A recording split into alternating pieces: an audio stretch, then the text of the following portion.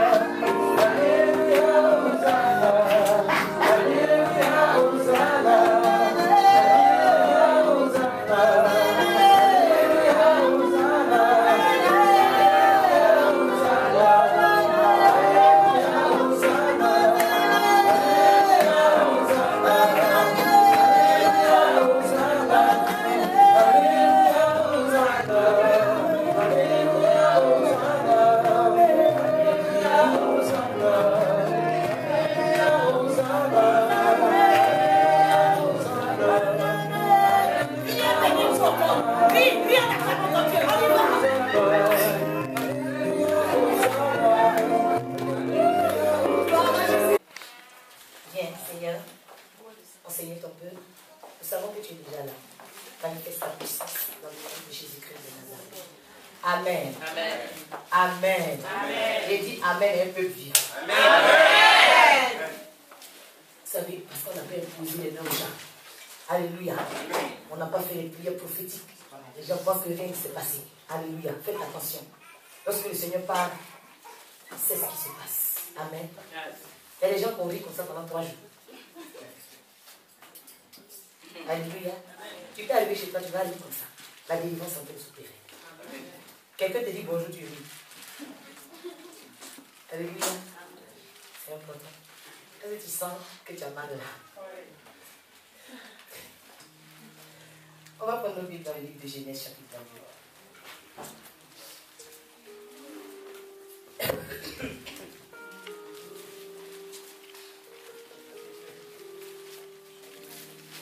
Genèse, chapitre 22, verset 1 au verset 14.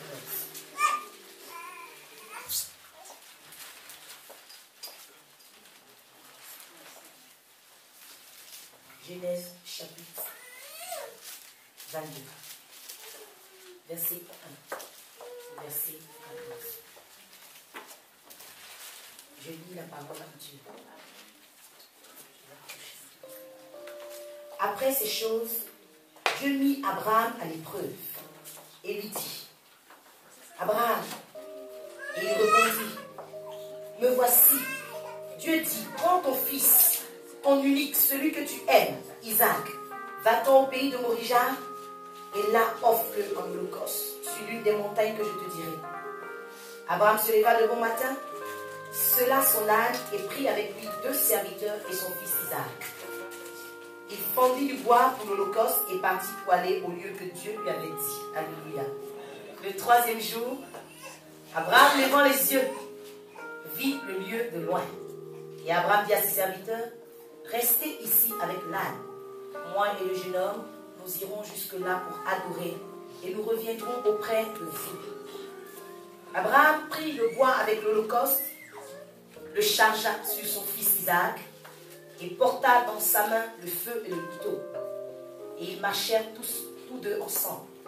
Alors Isaac, parlant à Abraham, son père, dit, mon père. Et il répondit, me voici mon fils.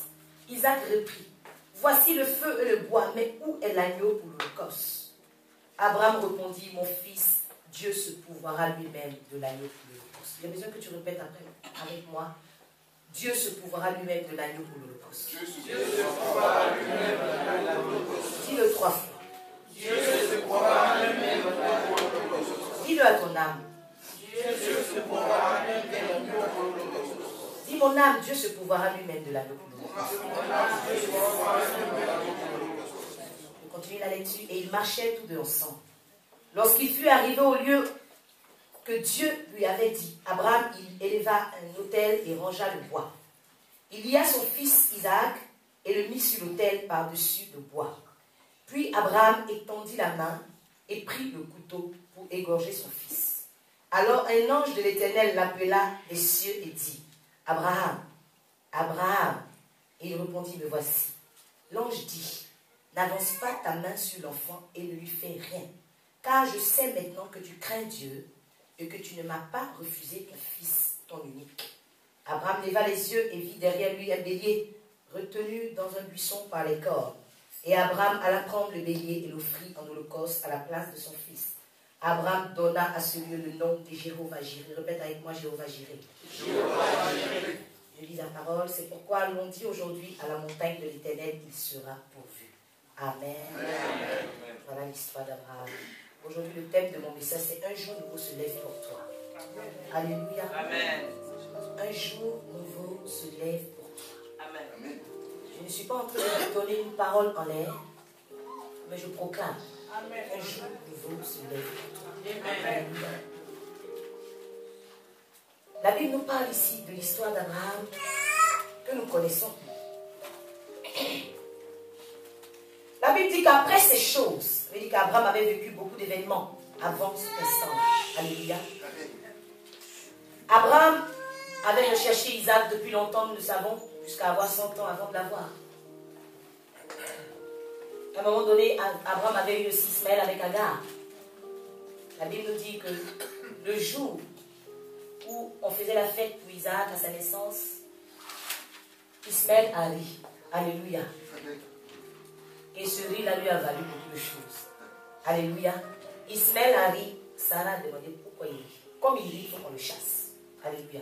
Mais quand elle a ri, les anges l'ont béni. Alléluia. Abraham aussi avait fait une alliance avec Abimelech. Et la Bible déclare qu'après ces choses, Dieu va mettre Abraham à l'épreuve. Alléluia. Lorsqu'on me parle de l'épreuve, j'ai envie de dire Jéhovah Jireh où. Alléluia. Par moments, tu vis des situations, tu te demandes, mais ce Dieu qu'on appelle le pourvoyeur, il est où? Tu vis des difficultés, tu es dans la famine, dans la faim, dans le tourment. Tu te dis, mais il est où? Il t'arrive de dire, mais je n'ai même pas envie d'appeler Dieu par ce nom-là. Parce qu'il n'est pas en train d'agir dans mon état. Alléluia. Quel genre d'épreuve Abraham a eu? La Bible nous dit que le Seigneur a demandé à Abraham de prendre son fils qu'il aime. Alléluia. Son unique fils qu'il avait eu avec sa femme, Sarah. Il lui demande de quitter le pays des Philistins, de quitter un endroit et se rendre à Morija, au pays de Morija. C'était une montagne. Alléluia. Morija signifie choisi par l'Éternel. Alléluia. Et nous voyons aussi que cette montagne-là, quand vous regardez 2 Chroniques chapitre 3 verset 1, Salomon a commencé à bâtir la maison de l'Éternel sur cette montagne Morija. Alléluia. Donc on voit déjà que toutes ces choses avaient un lien. C'était des préfigurations de la venue de Christ. Alléluia. Christ étant fils unique, étant bien-aimé du Seigneur. Alléluia. Amen. Alors la Bible me dit qu'après avoir entendu le Seigneur, Abraham va se lever de bon matin. Alléluia. Amen. Il va prendre avec lui 2 serviteurs, en plus de son fils qu'il va aller offrir en holocauste. Mais aujourd'hui, je veux te parler de quelque chose de la révélation du 3e jour. Alléluia. On voit dans la parole de Dieu tout le temps 3e jour. Le 3e jour ici. Le 3e jour. On passe dessus. Mais laisse-moi te dire qu'il doit y avoir un 3e jour dans ta vie. C'est important qu'il y ait un 3e jour dans ta vie. Nous allons comprendre pourquoi. La Bible déclare que ce n'est qu'au 3e jour qu'Abraham, en levant les yeux, il a vu le lieu où il partait de loin. Alléluia. Il n'est pas arrivé là-bas le 3e jour, mais il a aperçu un horizon nouveau. Alléluia. Ça signifie quoi? Je me suis dit, mais le 1er et le 2e jour, il regardait où? Amen. Pour que ce soit seulement le 3e jour qu'il aperçoive l'endroit de loin. Et je me dis, vous savez, dans la vie de tout un chacun, il y a 3 temps. Tu as ton passé, tu as ton présent et tu as l'avenir, tu as le futur. Amen. Tout dépend de toi. Alléluia. Amen. Si tu as envie de penser à ton passé, tu vas regarder derrière. Alléluia. Si tu veux penser à ton présent, tu vas regarder là comme ça. Mais lorsque tu veux regarder le futur, tu lèves les yeux vers les montagnes. Amen. Alléluia. Et voici ce qui s'est passé. Je me suis dit, le 1er jour, certainement, Abraham était en train de regarder à son passé, à tout ce qu'il avait vécu avec Dieu. Alléluia. Amen. Le 2e jour, il était en train de regarder la situation présente. Mais mon seul fils, c'est lui que je vais donner en holocauste. La situation présente ne lui permettait pas de voir des horizons nouveaux. Amen. Certainement, c'est ton cas. Dieu t'a promis beaucoup de choses. Alléluia. Amen. Il te met dans l'épreuve. Mais tu es déprimé.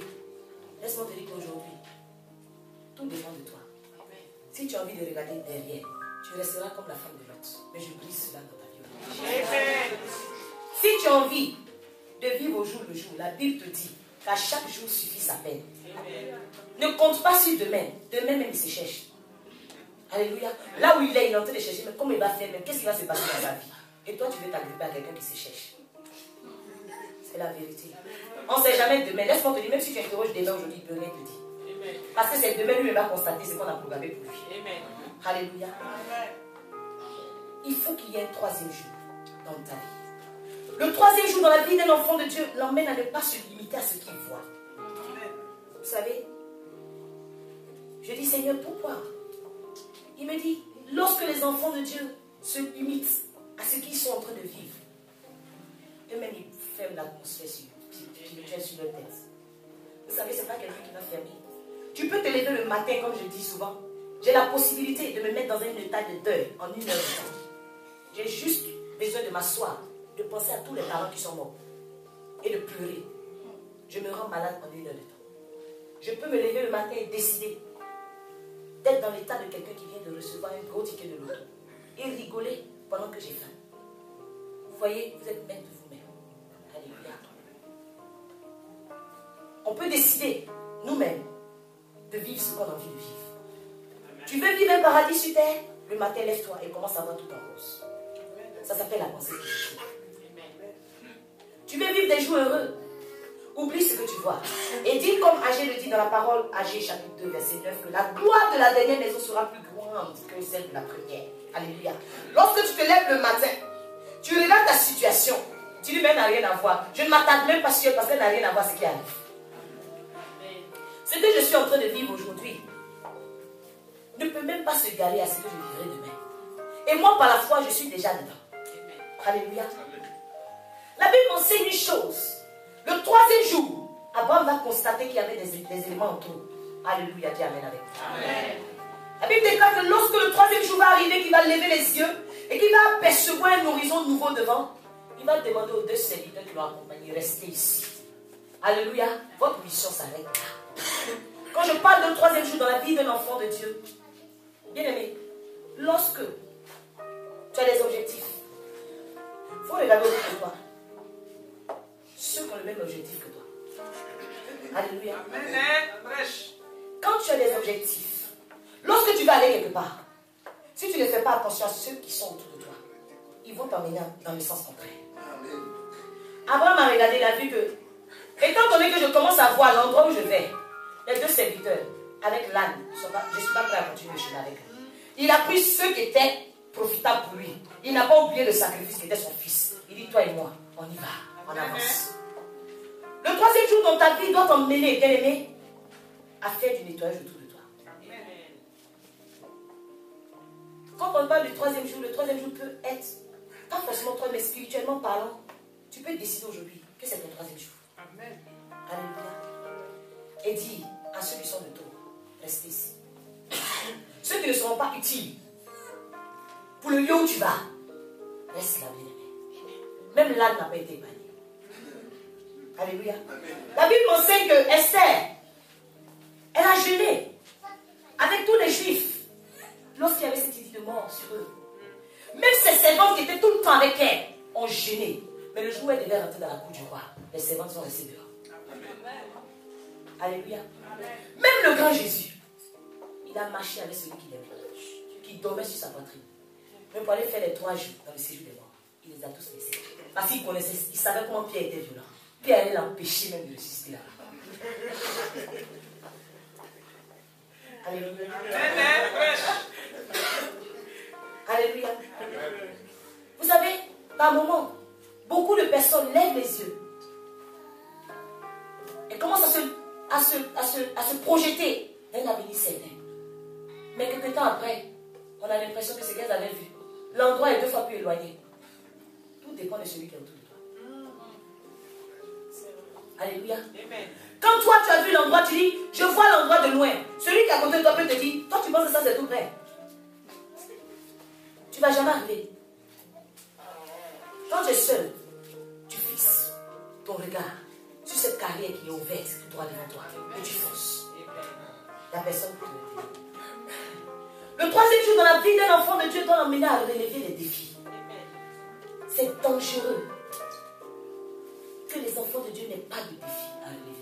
Vous savez, le fait de savoir qu'on a des défis à relever, ça te booste. Quand tu n'as pas d'objectif, tu vis au jour le jour. Quand tu n'as pas de projet, tu prends ton salaire, tu finis tout le même jour. Quand tu n'as pas de perspective, tu vis comme un chien mort. Alléluia. Vous savez, le 3e jour a emmené Jésus à relever un défi. Vous savez, sans défi, on vit soit dans le passé ou dans le présent. Alléluia. On n'a pas besoin de lever la tête. On vit au jour le jour. Et de temps en temps, moi avant moi j'avais ça. Et pour demain, c'est où? Alléluia. Et à force de parler d'avant, on n'a même pas à l'esprit de relever certains défis. Il n'y a pas de défi. Alléluia. Vous savez, Jésus a dit dans Jean chapitre 2, verset 19, il a parlé aux Juifs. Il a dit, détruisez ce temple en 3 jours, moi je le relèverai. Alléluia. Les Juifs l'ont regardé. Dis-toi, on a fait 46 ans pour bâtir ça. Toi, tu vas détruire en 3 jours. Mais laisse-moi te dire une chose. Quand tu as un défi dans ta tête, ce que les gens ont fait en 20 ans, si toi tu décides de le faire en 2 ans, tu le feras au nom de Jésus. Amen. Tout dépend de ce que tu as dans ta tête. Aujourd'hui, on arrive dans un pays, on nous dit que les Noirs n'ont pas droit à des postes de responsabilité. Alléluia. Aucun Noir ne veut relever ce défi, puisque ça dure depuis longtemps. Mais ceux qui se lèvent et qui disent, moi le Seigneur m'a dit que je mangerai à la table des rois. Parce que le Seigneur, c'est lui même qui tire l'indigent du fumier, qui le fait asseoir à la table des rois. Tu es fils de roi, tu ne peux pas t'asseoir pour manger les miettes, c'est pas possible. Et lorsque tu te dis, moi, là c'est impossible d'y arriver. Mais moi, je ne suis pas n'importe qui. Je me donne 2 ans pour y arriver. Et pendant ces 2 ans, tu mets tous les moyens qu'il faut. Tu fixes l'objectif, tu ne le perds pas de vue. Et je crois que quelque chose va se passer. Je ne te demande pas d'être arrêté toujours pour regarder ton présent. Dis bah, ça ne changera rien. Pendant que tu es là dans ta chambre, en train de faire il y a quelqu'un qui fait des CV. Monsieur KFC, il a fait au moins 1006 CV. C'était un vieux. À plus de 65 ans, qui décide, avec sa pauvre recette en main, de faire goûter sa recette. Il va à l'aventure à 65 ans. Avec une bonne recette. Au moins, le KFC, on est content. Alléluia. Il a tapé à plusieurs portes, personne. Il dormait dans sa voiture. Il a fait le tour du monde. Il est arrivé dans un endroit. 1006e personne. Qu'elle devra goûter. On mange le KFC comme ça. Ses alliés arrêtent des enfants mangent. Beaucoup de personnes cherchent du travail. Tu as déposé combien de CV? Il faut prier pour moi seulement te dire franchement, ça ne va pas. Tu as déposé combien de CV? 10. Il va déposer 1000. Vous pensez que le Seigneur va faire un miracle pour vous? S'il vous plaît, vivez un peu dans le réel. La parole de Dieu, ce n'est pas du virtuel. Soyez réalistes. Tu cherches du travail, je ne vais pas te demander de jeûner. Mais le CV. Lève-toi le matin. À 7 h du matin, tu commences, tu prends ta pause à midi. À 14 h, tu continues. Fais ça pendant une semaine. Si tu n'as pas du travail, viens dire que mon Dieu est dans mon cœur. Amen. Aujourd'hui, je vais demander à quelqu'un, quel est ton défi? Puisqu'on sortit de cet endroit, il faut que tu vives un 3e jour. Ton défi, c'est quoi? C'est de montrer aux autres que tu es prospère. Ton défi, c'est quoi? C'est d'amasser un peu, puis retourner au pays pour montrer comment tu sais porter les cravates et les vestes. Quel est ton défi? On constate qu'on n'en a pas. Alléluia. Vous savez, lorsque tu viens un 3e jour dans ta vie en tant qu'enfant de Dieu, tu es capable d'ouvrir le ciel sur ta tête. Nous tous on marche, mais le ciel n'est pas ouvert sur la tête de tout le monde. Alléluia. Quand Jacob a regardé, il a dit c'est ici la porte des cieux. Parce qu'il a vu qu'il y avait un défilé d'anges qui montaient et qui descendaient. Il a su repérer la porte des cieux. Alléluia. Toi, tu es capable de repérer cette porte-là seulement si tu te donnes un 3e jour. Amen. Vous savez, Nathanaël, il a regardé Jésus. Dans Jean chapitre 2, il dit, est-ce que quelque chose de bon peut sortir de Nazareth? Alléluia. Certainement les gens te regardent. Il fait beaucoup de bruit. Il fait beaucoup de bruit. Il a beaucoup de projets. Qu'est-ce qu'il peut faire? Il ne peut pas aller loin. Alléluia. Mais laissez-moi vous dire une chose. Lorsque Nathanaël a dit ça, Jésus lui a dit, mais Jésus a donné une petite révélation. Il était vu sur le figuier. Nathanaël a reconnu qu'il était le maître. Mais Jésus lui a dit, ça c'est petit. C'est parce que je t'ai dit que j'étais vu sur le figuier. Mais attends, tu verras des choses plus grandes que celle-ci. Alléluia. Mais la Bible m'enseigne que 3 jours après, il y a eu des noces à Cana. Amen. Gloire à Jésus. Amen. Nathanaël a fini de parler. Jésus, il attendait son 3e jour. Amen. Il y a eu des noces à Cana. Le Seigneur lui avait dit, tu vas voir des choses plus grandes que quelqu'un qui dort sur un figuier.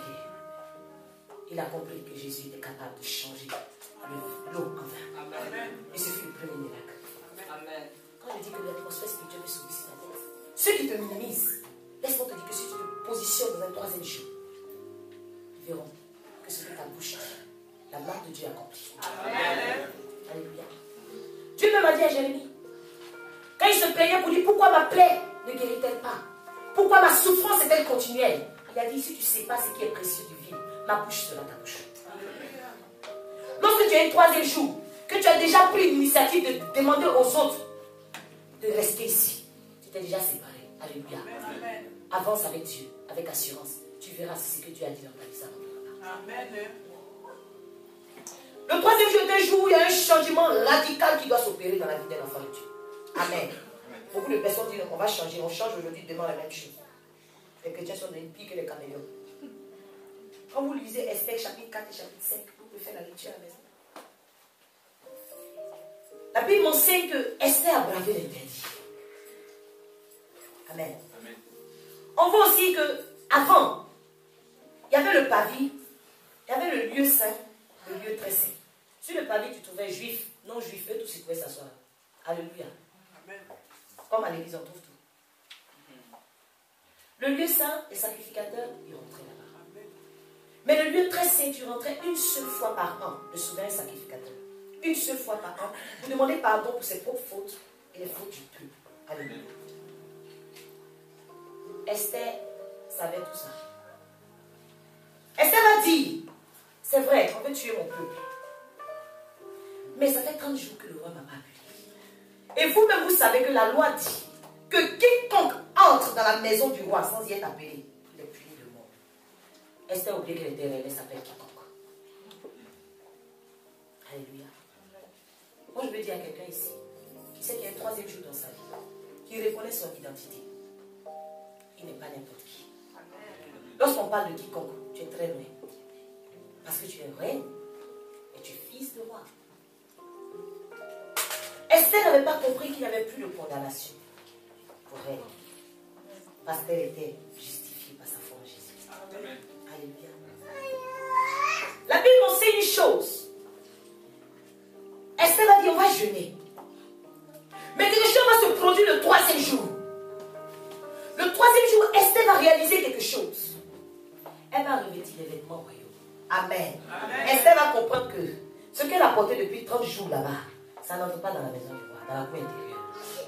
Amen.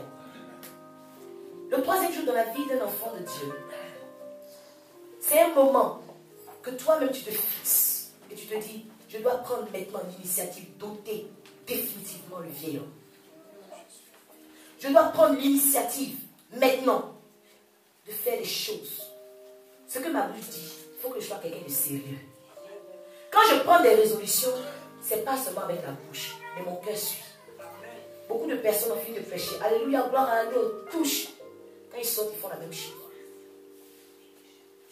Mais je te dis qu'il faut qu'il y ait un troisième jour dans ta vie. Parce que le Seigneur dit, un jour nouveau se lève pour toi. Il ne faut pas que tu passes à côté de ce jour-là. Tu ne dois pas passer à côté de ce jour. Ce message tombe bien parce que nous sommes au soir d'une nouvelle année. Pour que vraiment ça puisse parler à ton cœur. Si tu n'avais pas encore des défis, si tu n'avais pas encore pris certaines initiatives responsables, il n'est pas tard. Alléluia. Le troisième jour, dans la vie d'un enfant de Dieu, doit amener à poser des actes concrets. Vous savez, les paroles c'est bien beau, mais l'acte c'est meilleur. Alléluia. Comme je dis souvent, j'ai la volonté avec ma bouche de donner même à tout le peuple, chacun 1 million d'euros chacun. Mais les moyens me manquent. La volonté est là. Mais les moyens ne suivent pas. Donc je suis plus dans le concret. Mais pourtant j'ai pris l'initiative.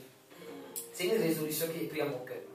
Mais les moyens sont défauts. Mais Dieu va envoyer les moyens dans des Jésus. La Bible déclare que le troisième jour, Esther va poser un acte concret. Elle va rentrer dans la cour intérieure du roi. Alléluia. J'ai besoin que toi, le troisième jour que tu vas te donner, que ce soit le moment pour toi de rentrer dans l'intimité avec Christ. Tu es longtemps resté sur le pavis. C'est bon maintenant. Le voile est déchiré. On attend que toi, dans l'intimité là. Vous savez, il faut chercher l'intimité avec Dieu jusqu'à trouver la vérité. Parce que la Bible déclare que c'est lorsque tu connaîtras la vérité que la vérité t'affranchira. Alléluia. Ne vous lassez pas de chercher Dieu. Bon, aujourd'hui, voici le problème des chrétiens. Ils cherchent Dieu, ils sont un peu déçus, ils font des mythos. Pareil que le paralytique au bord de l'eau. Il cherche sa guérison, il avance. Et c'est une seule personne qui rentre dans cette eau-là. Un ange vient, il agite l'eau. Tu es rentré deuxième, c'est pas la peine. Ça guérit une seule personne. Mais le pauvre, il est paralytique. Certainement, il pousse, il avance. Des plus forts que lui tombent dans l'eau. Bien aimé. Quand tu es malin, qu'est-ce que tu fais? Tu as avancé un peu, si ton ami est tombé, tu ne dois pas où tu t'es arrêté là. Il retournait à sa place. Il retournait tous les jours à sa place. Au lieu de rester à mi-chemin, dormir, le lendemain tu t'approches un peu plus de l'eau. Le chrétien, quand il est déçu, il fait demi-tour. Ça marche un tout petit peu, il revient. Juste à ce que Jésus même vient lui demander. Toi, tu ne tombes pas dans l'eau, il y a personne qui me jette. Tellement il a fait des allers-retours, il n'a même pas reconnu Jésus. Il lui parlait, c'était une parenthèse. Alléluia. Amen. La Bible nous dit qu'il y a 3 niveaux. Vous savez, dans la vie d'un enfant de Dieu, dans son avancement avec le Seigneur. Bien aimé, vous savez, les chrétiens sont trop pressés. Lorsque le Seigneur, vous prenez Ézéchiel chapitre 47, lorsque le Seigneur nous parle du torrent qui sortait du temple, Ézéchiel a été conduit par la porte du septentrion. Et l'ange lui a fait traverser le torrent. La Bible déclare que l'ange a mesuré une première fois. Quand Ézéchiel est rentré dans l'eau, l'eau arrivait à sa cheville. Amen. Amen. Il a avancé quand même. Avancez doucement. Vous venez à l'église aujourd'hui. On peut pour vous aujourd'hui. Demain, le plus gros miracle va se produire dans vos vies. C'est pas normal. Il y a des niveaux. Plus tu avances avec le Seigneur, tu franchis des étapes. Amen. On n'est pas né avec des dents. Quand on est bébé, on prend du lait. Après, on mange la viande. Après, on prend les os. Quand on vieillit, on ne peut plus faire tout ça. Alléluia. La Bible déclare que lorsqu'il arrive avec ses chevilles, on est l'onction du riz continue. Lorsqu'il est arrivé, l'eau était à ses chevilles. Il a avancé quand même encore. On a mesuré. L'eau avait arrivé. Genoux. Il avançait. L'eau arrivait à ses reins. Alléluia. Les reins. C'est là que se trouve ta force. Amen. Quand ça arrive, tu arrives à cette limite, Dieu ne peut plus te prouver au-delà. Alléluia. Vous savez, le Seigneur ne va jamais vous demander d'aller au-delà de vos forces. La preuve. Vous savez, beaucoup de personnes ont du mal à s'engager aujourd'hui dans la marche avec Dieu. Parce qu'ils ont peur de ce qu'ils vont trouver au fond. Alléluia. La marche avec le Seigneur, ce n'est pas une eau où il y a un caïman qui est caché en bas pour voir te rendre. Non. Tout ce que Dieu veut faire avec toi, il te montre, c'est clair. Ce n'est pas un homme pour te farcer. Alléluia. Tu mets un pas avec le Seigneur, c'est tout doucement. Tu gravis certains échelons. Tu arrives sur une certaine dimension spirituelle avec Dieu. Mais lorsqu'il voit que tu es arrivé à ta limite, vous savez, on a peur de recommencer. On a peur même de commencer pour dire de commencer. On a peur de s'engager. C'est parce qu'on a peur d'être limité. Amen. On se dit, est-ce que je pourrais? Quand les gens disent, est-ce que je peux prêcher l'évangile? Parce qu'il a peur, il se dit, je vais prêcher l'évangile jusqu'à ma mort. Tous les dimanches, il faut pleurer un message. Quand tu commences à calculer ça, si j'ai 60 ans à vivre encore, vous faites un mois, 4 dimanches ou 5 dimanches. Où je vais aller trouver ça? Quand tu commences à penser à ça, tu ne t'engages pas. Tu dis, je préfère ne pas commencer sur quelque chose qui ne va pas terminer. Amen. Vous savez, lorsque vous continuez à lire Ézéchiel 47, la Bible déclare qu'Ézéchiel a avancé encore un moment donné, mais c'était chaud. Il ne pouvait plus traverser parce que l'eau était si profonde. L'eau était tellement profonde qu'il fallait qu'il nage. Amen. L'homme lui a dit, c'était juste pour te montrer jusqu'à quel niveau tu pourras arriver. Tu n'as pas besoin de nager, je te ramène au bord. Dieu sait les sentir, je ne sais pas nager, il ne va pas te mettre dans l'eau profonde. Le Seigneur ne peut jamais éprouver quelqu'un au-delà de ses forces. Jamais. Alors si tu as peur de t'engager, n'aie pas peur, fonce. Parce que Dieu connaît ta limite. Là où ta main va s'arrêter, sa main va prendre la relève. C'est vraiment si tu connais le troisième jour. Alléluia. La Bible déclare que lorsqu'il est arrivé au bord de l'eau, là, il y avait un arbre il y avait des arbres de chaque côté du torrent. Et on parle de ces mêmes arbres-là dans l'Apocalypse 22, qui donnaient 12 fois son fruit, et dont les feuilles servaient de lunettes. Alléluia. Vous voyez que c'est parce qu'il est arrivé jusqu'au bout. Où il pensait qu'il devait nager. On dit non, c'était pour que tu arrives à ta limite. Qu'on te montre que ta fidélité, voilà ce que ça a rapporté. Nous, on veut remporter les victoires. L'eau arrive à la cheville, déjà on a fait des demi-tours. C'est trop froid. Alléluia. Vous savez, lorsque tu es mort à toi-même, le Seigneur, il prend la relève. On a vu déjà des messages d'amour à soi. Lorsque tu dis Seigneur, prends mon cadeau.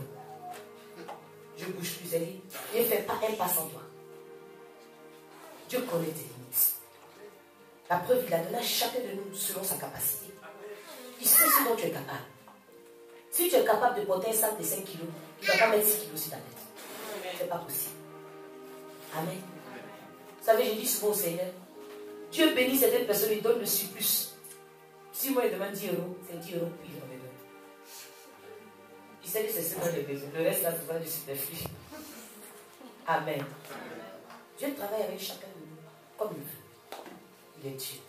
Vous savez, j'ai demandé à Dieu, j'ouvre une petite parenthèse pour vous expliquer quelque chose. La Bible m'enseigne que lorsque Lazare est mort, quand on est venu dire à Jésus, je ne sais même pas s'il avait entendu.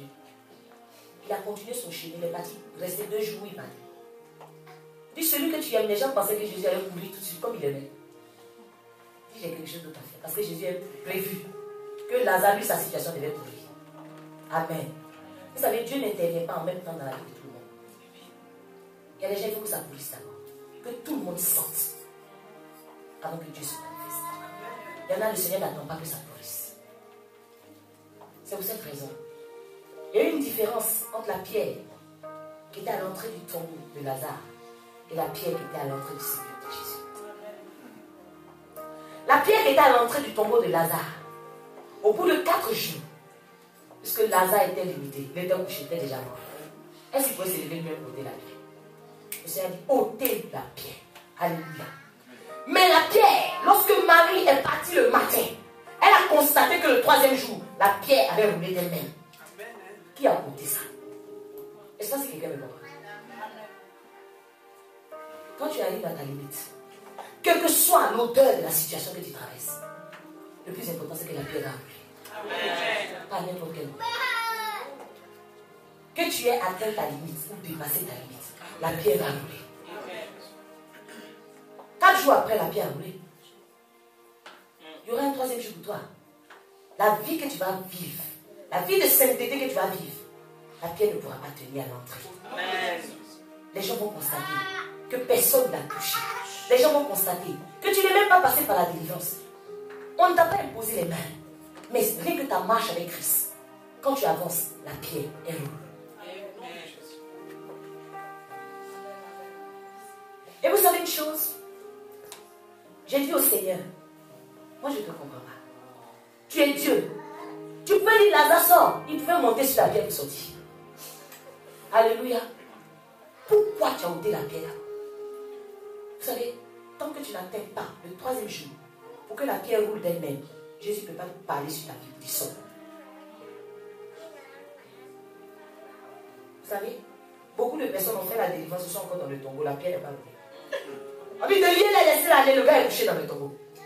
Il n'est même pas sorti. Parce que c'est lorsque le Seigneur dit Lazare sort. Que Lazare est sorti, amen, on a dit guéris-le et laissez-le aller. Amen. Amen. Je ne sais pas quelle est la position de la pierre qui est en face de toi ce matin. Mais laisse-moi te dire qu'un 3e jour dans ta vie est capable de faire rouler la pierre. Amen. Pour que Jésus puisse dire un mot et que tu vois que ce que sa bouche dit, ça ne va pas. Alléluia. Certainement tu es passé par la délivrance depuis longtemps. L'esprit est là, il ne bouge pas. On t'a imposé main et pied. L'esprit ne bouge pas. Mais laisse-moi te dire qu'un 3e jour dans ta vie va favoriser le mouvement de l'esprit. Je sais que quelque chose s'est passé dans la vie de Jonas. La Bible m'enseigne que Dieu a parlé au poisson le 3e jour. Pourquoi il n'a pas parlé le 2e jour, ni le 1er jour? La Bible déclare que lorsque Dieu a parlé au poisson, le poisson a vomi Jonas sur la terre. Alléluia. Lorsqu'il y aura un 3e jour dans ta vie, et qu'on va proclamer une parole venant de Dieu, que tu vas saisir une prophétie, une promesse qui se trouve dans la parole de Dieu, tu verras, je ne sais pas, là où tu étais englouti, là où tes vertus ont été englouties, mais tu pourras dire, où que tu sois, au nom de Jésus-Christ de Nazareth, vomis les vertus. Et tu verras que le poisson maléfique, il obéira. Certainement, le 1er jour, Jonas était encore en réflexion. Je ne vais pas aller. Je suis dans le monde, mais je ne vais pas. Alléluia. Aujourd'hui, certainement, tu es le chrétien qui t'entête. Tu vis des situations. Tu es dans une situation où l'étau est resserré autour de toi. Mais tu t'entêtes quand même à être incrédule. Tu t'entêtes à vivre dans la désobéissance. Rien ne va. Tu as l'impression d'avancer, mais tu fais du surplace. Tu t'entêtes à vivre dans la débauche. Tu t'entêtes à fuir quand même. Tu es dans le ventre du poisson. Tu sais que tu ne peux pas aller plus loin. Mais tu t'entêtes à fuir la face de Dieu. Vous savez, personne ne peut fuir la paix. Où que tu sois, Dieu a la capacité de nous voir partout. Tu peux, si tu veux, rester dans ta couette. Dis que tu es malade. Mettre le drap sur ta tête. Mais quand l'heure de Dieu sonne, il ira te chercher là où tu es. Alléluia. Je ne sais pas. Depuis combien de jours tu es dans le ventre de ce poisson. Mais laisse-moi te dire que la troisième chose dans ta vie doit t'emmener à reconnaître deux choses. Parce que le Seigneur a envie de parler à cette situation qui te maintient en captivité. Le Seigneur a envie de parler à cette dérive, à cette souffrance. Pour dire souffrance, vomit sa paix au nom de Jésus. Le Seigneur a envie de parler à la stabilité financière, physique, morale, à tous les niveaux. Pour te dire, vomis la fécondité de mon enfant ce jour. Mais pour que tu arrives à ce stade-là, bien-aimé, il faut que le troisième jour, tu aies pris deux résolutions. Comme Jonas, il a dit, la Bible déclare que le troisième jour, il s'est souvenu. Il a dit, Seigneur, quand mon âme était abattue au-dedans de moi, je me suis souvenu de toi. Quand j'étais dans la souffrance, mon Dieu, je me suis souvenu que Dieu m'avait demandé de faire quelque chose que je ne suis pas en train de faire. J'ai besoin que dans la situation dans laquelle tu te trouves, que tu te souviennes de ce que Dieu t'a dit le jour où il t'a appelé. Que tu te souviennes de ce que Dieu te demande de faire. Que tu te souviennes de l'endroit où Dieu veut que tu sois en train de le servir. Et la deuxième chose, la Bible déclare que Jonas va reconnaître que ceux qui s'attachent à de vaines idoles éloignent de la miséricorde. Alléluia. Ce n'est pas quelqu'un qui fait que la miséricorde s'éloigne de toi. Mais Jonas a reconnu qu'il s'était attaché à de vaines idoles. Ça fait que la miséricorde s'est éloignée de lui. Aujourd'hui, je ne sais pas. À quoi est-ce que tu es attaché? Qu'est-ce qui constitue une idole dans ta vie? Vous savez, le peuple d'Israël, leur idole, c'était le manger et le boire. Alléluia. Je vais vous dire pourquoi c'était le manger et le boire. Vous savez, l'idole, c'est ce à quoi tu es très attaché, qui prend même la place de Dieu. Alléluia. Beaucoup d'enfants de Dieu sont dans la maison du Seigneur, attachés à leurs besoins personnels, attachés à ce qu'ils vont avoir demain. Parce que certaines femmes veulent se marier, elles sont assidues à l'église. Même s'il y a 50 000 fois au temps de la parole, que tu n'es pas accroché au Seigneur, ils te verront comme des garçons. C'est la vérité. Parce que changer de mentalité, on ne vient pas à l'église pour ça. Et le Seigneur sait, lorsqu'il ouvre nos cœurs, il sait, tous ceux qui sont assis ici parce qu'ils ont envie d'adorer Dieu, tous ceux qui sont assis ici parce qu'il y a quelque chose qui s'appelle le sabbat qu'ils ont envie d'honorer, et ceux qui viennent par intérêt. Et vous connaissez tous. Peut-être moi, mais les prêches, je ne sais pas. Mais qu'ils chantent des aussi. À quelle idole est-ce que tu es attaché? Quelle est ton idole aujourd'hui? Peut-être que ton mari t'a abandonné. Tu viens à l'église que Dieu a pitié de toi. Il sait. Vous savez, j'avais un de mes fils qui m'a dit un jour, il faut qu'on prie pour qu'il se marie. Ah. Et le Seigneur me dit, jamais. Je dis, mais pourquoi? Tu vois à quelle heure il arrive à l'église? Il dort seul. Il est toujours en retard. Mais s'il se marie, on est foutu bien.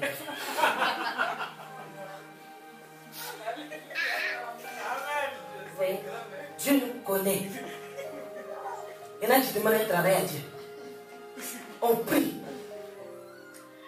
Mais ils sont tellement fatigués même. Dieu même se dit, pourquoi je lui ai donné ça? Dieu nous connaît. Par le moment quand le Seigneur ferme les portes, il sait pourquoi. Il veut que tu puisses accueillir une certaine maturité avant de te donner ce dont tu as besoin. On a vu le fils prodigue ici. Il a demandé, on lui a donné. Il a reconnu que ce qu'il mangeait était bon. Alléluia. Même la nourriture est bonne. Vous savez, le peuple d'Israël, La Bible déclare que lorsque Dieu va faire fondre la mer rouge qui passe, ils vont marcher. Et au bout de 3 journées de marche, ils vont arriver dans un endroit où ils ne vont pas trouver l'eau. Ça veut dire déjà qu'en marchant, ils avaient un besoin dans leur tête. Ils avaient soif. Amen. S'ils n'avaient pas un besoin dans leur tête, s'ils tombaient en face du marin, ça n'allait pas les emmener à murmurer. Alléluia. La Bible déclare que 3 jours de marche ont suffi pour que ce peuple arrive où ils n'ont pas trouvé l'eau. Vous pouvez voir la référence dans Exode chapitre 15, à partir du verset 1. Soyez comme des chrétiens libérés. Ne soyez pas comme des oies. On ne se gave pas, on vérifie. Après 3 journées de marche, ils sont arrivés à Mara. La Bible déclare qu'ils ne purent pas boire l'eau. Parce que Mara, qui signifie amertume, l'eau était amère. C'était impossible de boire. Aujourd'hui, si tu n'as pas soif dans ta marche avec Dieu, si tu te retrouves en face d'une eau qui est amère, est-ce que ça va te dire quelque chose? Tu avances, mais honnête, tu n'as pas vu. Mais les chrétiens murmurent. On comprend que leur besoin, c'était l'eau. Leur idole, c'était le manger et le boire. Parce que la preuve, lorsqu'ils sont sortis d'Égypte, ils ont regretté les melons, l'ail, les oignons. Tout ça, c'est des condiments. Il n'y avait même pas de viande dedans. Alléluia. Le chrétien, souvent, quand il est en face d'une situation, il regrette n'importe quoi. L'ail. L'ail, c'est quoi? C'est quoi ces hommes ici? C'est vrai, ça fait mal au cœur. Tu vois une jeune fille qui est ici, qui n'a même pas assez francs pour s'en sortir. Si c'était dans mon avant, j'ai passé pour le truc, déjà c'est réglé. Ça c'est quoi? C'est des accessoires négatifs. C'est des accessoires maléfiques. Alléluia. Toutes les fois où le peuple de Dieu s'était retrouvé en face d'une situation, ils ont regretté. Il n'y a aucun d'entre eux qui a regretté un gigot. Là-bas au moins chez Pharaon, on avait les melons, les concombres, l'ail, les pastèques. C'est quoi tout ça? Les fruits de saison. Vous savez, ils ont tellement crié, ça vous fait rigoler. C'est la vérité. Mais un chrétien en face d'une difficulté, il ne va rien regretter de bon. Vous-même, faites le constat. Ça te fait rigoler. Vous savez, c'est tellement, comme ce peuple, c'est tellement attaché à des vaines idoles que ce que tu vis en ce moment est difficile à supporter. Amen. Vous savez, si ta situation actuelle te dit comment tu fais pour savoir si tu es attaché à Dieu ou aux idoles, ce que tu as vivre en ce moment, c'est un peu compliqué pour toi. C'est difficile d'attacher à Dieu. Parce que si tu es attaché à Dieu, rien n'est difficile. Amen. Quand tu es attaché à Dieu, rien n'est difficile. Mais quand tu n'es pas attaché à Dieu, c'est très compliqué. Alléluia.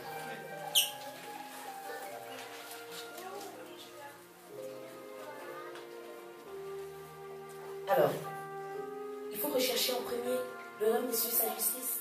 C'est vrai, c'est facile à dire. Mais bien aimé, tant que tu vas avoir un objectif bien précis dans la tête, tu ne seras pas exaucé. Parce que Dieu est le seul qui sonde nos cœurs. Dieu est le seul qui est capable de savoir si on est sincère ou pas. Beaucoup. Sur 10 chrétiens, il y en a 9 qui viennent parce qu'ils ont un besoin.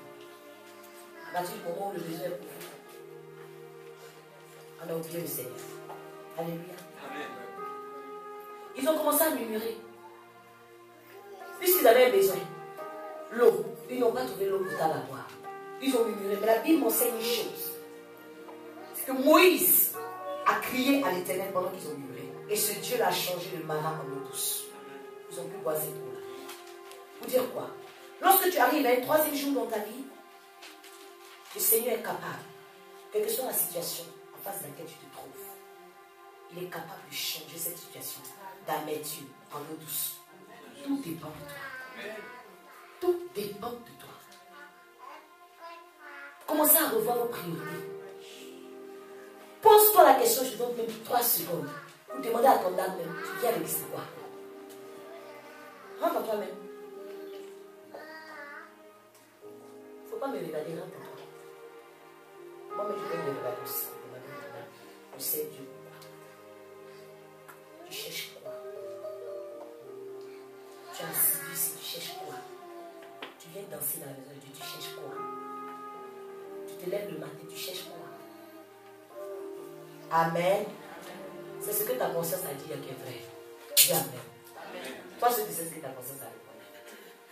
Mais en fonction de la réponse, change tes priorités. Alléluia.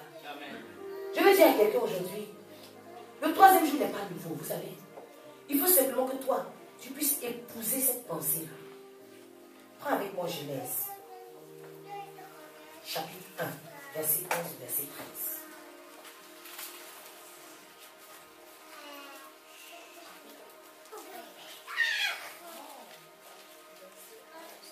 Vous savez, Dieu a déjà tout fait depuis la création.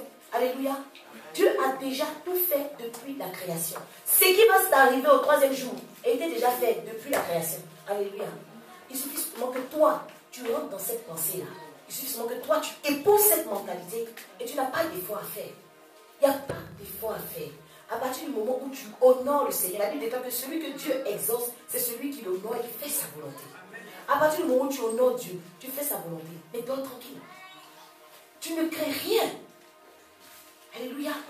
Aujourd'hui, on voit beaucoup de personnes en train de nager. On n'a pas laissé Ézéchiel nager dans l'eau qui était profonde. Bon, aujourd'hui, on nage, on a du mal même à atteindre le rivage. Pourtant, ce n'est même pas toi qui dois faire ça. Les anges te prennent et te déposent là où il faut. Mais comme nous, on aime nager. Continuons. Genèse chapitre 1, verset 11 au verset 13 nous dit. Dieu dit que la terre produise de la verdure. Alléluia. De l'herbe portant de la semence, des arbres fruitiers donnant du fruit, selon leur espèce et ayant en eux leur semence sur la terre. Et cela fut ainsi. La terre produisit de la verdure, de l'herbe portant de la semence selon son espèce, et des arbres donnant du fruit et ayant en eux leur semence, selon leur espèce. Dieu vit que cela était bon. Ainsi il y eut un soir et un matin. Et ça, ce fut le troisième jour. Alléluia. Amen. Comme je te dis, ce n'est pas toi qui vas les faire produire l'air. Ce n'est pas toi qui vas permettre à l'arbre de donner son fruit. Amen. Parce que depuis le troisième jour, la parole avait été déjà lancée. Amen. Il faut pouvoir être en conformité, en harmonie avec ce qui a été dit déjà. Vous voyez l'importance d'avoir un troisième jour dans sa vie. Lorsque tu as un troisième jour dans ta vie, je prie par la puissance du Saint-Esprit que de la même manière la terre a produit de la verdure. Nous savons que lorsque nous voyons la verdure, synonyme de repos, l'herbe, la couleur même déjà te donne de l'espoir. Là où tu as perdu l'espoir, commence à rentrer dans la mentalité de la révélation du troisième jour. Et tu verras que l'espoir qui a disparu, il renaîtra au nom de Jésus. La paix que tu as perdue, tu la retrouves maintenant au nom de Jésus-Christ. L'herbe portant de la semence, il y a eu des arbres fruitiers qui ont donné du fruit. De la même façon, Apocalypse 22 nous parle de cet arbre qui était planté près d'un fleuve, qui donnait chaque mois son fruit. Laisse-moi te dire que tes mois ne vont pas se ressembler. Lorsque tu rentres dans la mentalité du troisième jour, janvier ne ressemble pas à février. Alléluia. Quand on te parle, chaque arbre, chaque mois donne son fruit. Ce sont des fruits différents. Ce que tu as porté en janvier, tu ne dois pas avoir la même situation en février. La situation qui s'est produite en février ne doit pas être la même en mars. Alléluia. Alors lorsque tu vois que tes mois se ressemblent, c'est que tu n'es pas encore rentré dans cette mentalité-là. Parce que c'est une promesse depuis la création. La Bible déclare que toute espèce ayant en eux leur semence sur la terre. Laisse-moi te dire qu'en toi, il y a une semence. Ce n'est pas maintenant que Dieu va venir planter quelque chose. Toi, il suffit que tu sois une terre fertile. Tu favorises la croissance de la semence. Alléluia. La terre produit. C'est pas normal que tu ne sois pas productif. Alléluia. Amen. Quand la Bible nous parle de la vigne de l'Éternel. La Bible dit dans Isaïe chapitre 5 que mon bien-aimé avait une vigne sur un coteau fertile. Il en relia le sol. Il a ôté les pierres. Il a bâti une tour autour d'elle. Et il lui planta un plant délicieux. Et au moment où il espérait qu'elle allait produire du bon raisin, elle en a produit du mauvais. Dieu demande d'être juge entre sa vigne que toi tu es et lui. Qu'est-ce qu'il devait faire de plus que tu produises du bon fruit? Alléluia. Peut-être certains veulent dire à Dieu, tu n'as pas enlevé toutes les pierres, il manque encore. Ou dans cette cuve, la réserve était finie, donc la plante a séché. Mais Dieu dit, j'ai mis tout en sa possession. Pourquoi au moment où Dieu attend que tu produises du bon fruit, c'est les ronces et les épines que tu produis. Ce n'est pas la faute de l'Éternel. Il dit, habitants de la terre, soyez juges entre ma vie et moi. Qui avait-il encore à faire que je n'ai pas fait? Peut-être qu'aujourd'hui, la situation dans laquelle tu es, tu ne t'es pas remis en cause. Tu te dis, c'est parce que Dieu t'a abandonné. Tu te dis, c'est parce que Dieu exauce les autres, toi tu n'es pas exaucé. Dieu dit, qu'est-ce que tu as fait que les autres n'ont pas fait et puis sont exaucés? Je souhaite te poser une question ce matin. Qu'est-ce qu'il a raté dans ta vie? Qu'est-ce qu'il aurait dû faire pour que tu sois productif qu'il a omis? On parle à quelqu'un ce matin. Bien aimé, je t'invite vraiment à apprendre à lever les yeux vers les montagnes. Je ne sais pas si tu avais vraiment perdu tout espoir de vie. Si tu t'étais dit que c'était trop tard pour toi. À 100 ans, Abraham a eu Isaac. Alléluia. J'aime bien dire cela. Vous savez, lorsque Samson est mort, le jour de sa mort, il a tué le plus de personnes que son vivant. Alléluia. Avant de mourir, la façon dont il a déterré, qu'on a comptabilisé, de son vivant, il a été juge 20 ans. Il n'a pas tué autant de monde en 20 ans. Alléluia. Laisse-moi te dire que là où tu penses que c'est trop tard, quand le Seigneur va commencer à accélérer avec toi, amen, ce que les gens ont fait depuis leur naissance, que tu n'avais pas l'opportunité de faire, tu feras cela même en un mois.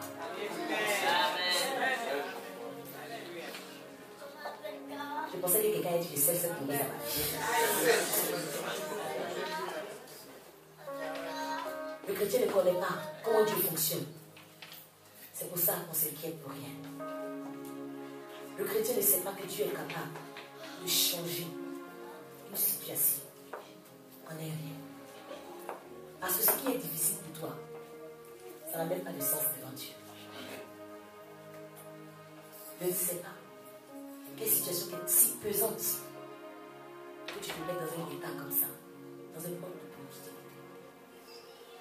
Ressaisis-toi et qu'au sortir de ce temps, il y a une troisième jour réellement dans ta vie de Jésus. Nous allons nous tenir debout pour chanter le chant qui dit je lève les yeux vers les montagnes.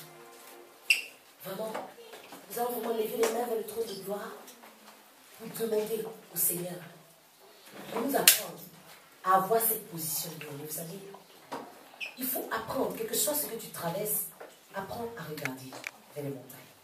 Et après quoi, nous allons répéter des proclamations avec le psaume 121. C'est mon vie. Et je vais vous inviter tous vraiment à faire cette démarche personnelle chez vous pour que nous puissions avoir du rendement. C'est vrai que vous avez prêché l'évangile, mais une autre aussi est de pouvoir prendre votre intelligence que Dieu vous a donnée et recadrer les choses. Recadrer les choses. Là où ça dérape, recadrer correctement. Et vous verrez si la main de Dieu va pas agir. Vraiment, tu commences à parler à ton Dieu. J'ai besoin vraiment. Quand levant les mains en signe d'abandon vers le trône de gloire, que tu sois en train de dire Seigneur, j'ai compris tout ce que tu as dit pour moi. Je m'abandonne. Et je veux apprendre, Seigneur, à garder cette position. J'ai besoin que tu lèves les yeux vers les montagnes. Quand on lève les yeux, on n'est plus en train de demander, mais on attend le Seigneur. Et je pense que c'est Dieu qui est sensible. Pendant que tu lèves les yeux, regarde. Sois en train de voir de loin les promesses que tu attends depuis. Sois en train de voir déjà ces grandes choses que le Seigneur t'a promis. Rentre dans un rêve. C'est gratuit. On dit de rêver, moi, mon âme, toi, de rêver. Plonge-toi dans un rêve, ce que tu ne pouvais plus faire. L'idéal pour toi, c'est quoi? Tu attends quoi? Comment savoir ça? Regarde. Là-haut. Le Seigneur te demander un film des choses à venir. L'occasion t'est donnée maintenant de rentrer dans ce rêve-là. Je lève les yeux vers les montagnes. D'où me viendra le secours? Bien-aimé, rêve. Là, personne ne va t'en vouloir. Je ne sais pas, tu vas te retrouver dans quoi? Ton rêve, c'est d'acheter une maison, de prospérer dans les affaires. Regarde, vois-toi assis maintenant sur un bureau, en train de donner des ordres. Vois-toi en train de signer des gros chèques. Vois-toi avec la clé d'une nouvelle voiture. Vois-toi en train d'aller en profondeur avec le Seigneur. Vois-toi en train d'être une sentinelle qui se tient à la brèche. Quel est ton rêve? Quel est ton rêve? Tu as besoin que les choses s'améliorent dans ta maison, dans ta vie? Vois-toi autrement maintenant. Pendant longtemps, tu as eu une autre façon de te voir. Vois-toi grand. Vois-toi grand. Tu avais toujours l'habitude de te voir seul. Regarde, lorsque tu lèves les yeux, vois-toi à côté d'une épouse. Vois-toi à côté d'un époux qui glorifie Dieu. Tu as besoin des enfants. Tu as besoin que Dieu t'élève. Mais vois-toi autour des enfants. Vois-toi. Ne perds rien de vue. Ne perds rien de vue. Parce que c'est ce que tu vois en ce moment qui va se réaliser dans ta vie de Jésus. Tu t'es abandonné au Seigneur. Seigneur, regarde ses mains. Qui ont simplement envie de dire, nous lèvons les yeux vers les montagnes. Tu es le seul qui est capable de changer toutes les circonstances dans les vies. Sois en train de parler de ce que tu vois. Bien-aimé, explique ce que tu es en train de voir. Dis, je suis en train de me voir. Ainsi, explique ce que tu es en train de voir.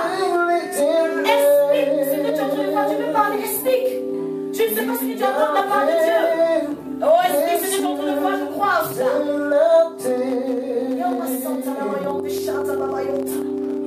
Commence à parler de ce que tu vois. Abraham a vu quelque chose de loin. Tu as envie d'arriver quelque part avec Dieu. Vois-toi déjà à destination. Et dis-moi ce que tu es en train de voir à destination.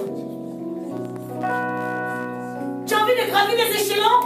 Vois-toi déjà en train de monter les marches. En train de monter les marches. Merci Saint-Esprit. Et l'occasion t'est donnée maintenant de parler de ce que tu vois. Considère qu'il y a un ange à côté de toi qui tu es en train d'expliquer ce que tu es en train de voir. Il y a ma chante à la main.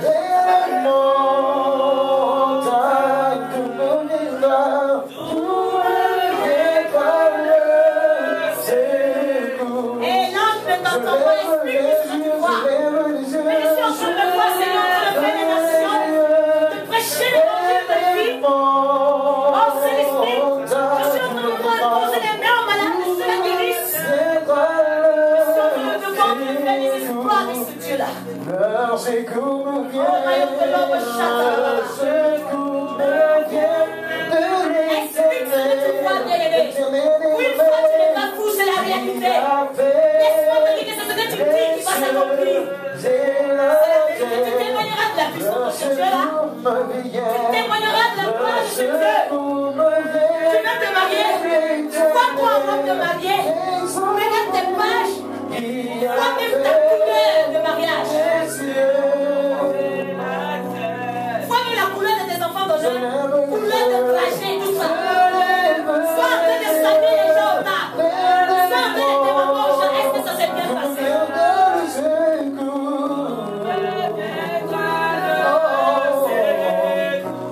Tu cherches un emploi. Sois en train de répondre au téléphone. Les employés sont en train de fuser vers toi.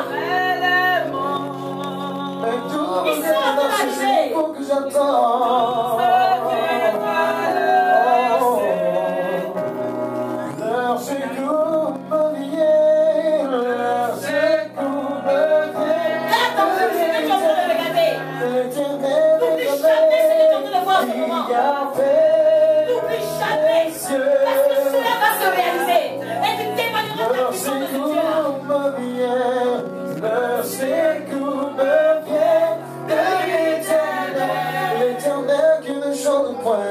Il a fait les cieux et la terre. Le secours me vient, le secours me vient de l'Éternel.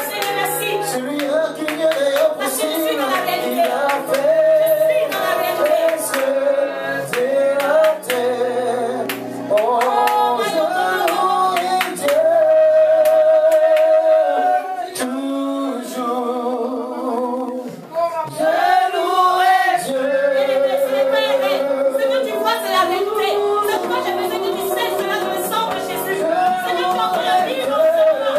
Va se réaliser. Et tu sauras que mon Dieu n'est point menteur. Tu sauras que quand mon Dieu dit quelque chose, il t'écoute à ton cœur. Mon cœur tout, je louerai Dieu, je louerai Dieu. Que ça lève un en toi. Et que ça devienne une réalité. Que ça devienne une réalité. Ce n'est pas de l'amusement. Ce n'est pas de l'amusement. Ce n'est pas de l'amusement. Ce n'est pas de l'amusement. Parce que nous voilà la gloire de Dieu. Parce que nous voilà la manifestation de la gloire de Dieu. Il est puissant ce Dieu. Oh, tu as besoin que Dieu te change. Toi dans une foi. Mon Dieu est bon. Garde la sainte saveur. Oui, on peut le rechercher. Oh, Marie, Marie, Marie, Marie, Marie. Alléluia, Alléluia, Alléluia.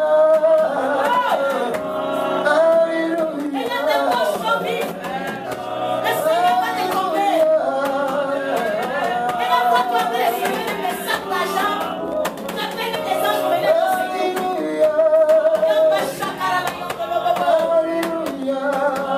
Dieu t'a permis de toucher les grosses sols. Tu m'as dit, Fabrice, le temps vient. Oui, il ramène encore cela. Et tu verras que tu verras sa gloire. Yo, maillon de chacun. Rio, maillon de Satan, maillon de Rocher. Il est bon.